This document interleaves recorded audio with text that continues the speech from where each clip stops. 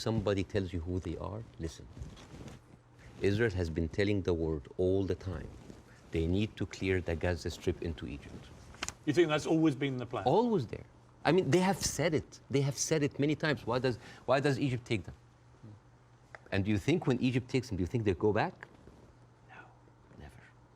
And then when they're done with Gaza, they will go back to the West Bank. They will kind of like build the settlements around them, and then until they push them into Jordan, because that is the plan. They have talked, not just Benjamin Netanyahu, everybody said like, there's no state, two states. It is one state, and it's for the Jewish I don't people. think he believes in a two-state solution. Nobody believes in a two-state solution. It is one state. But nor do Hamas, obviously, and they're the ruling authority in Gaza.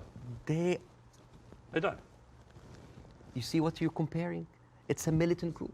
It's a small militant group. But they are Israel as a nation... They are the elected political leadership. They were elected in 2006, and 50% of the people in Gaza right now are under the age of 16. They were not even born. I understand. Yeah, like so. And the all right. So Bassem, let's agree about that.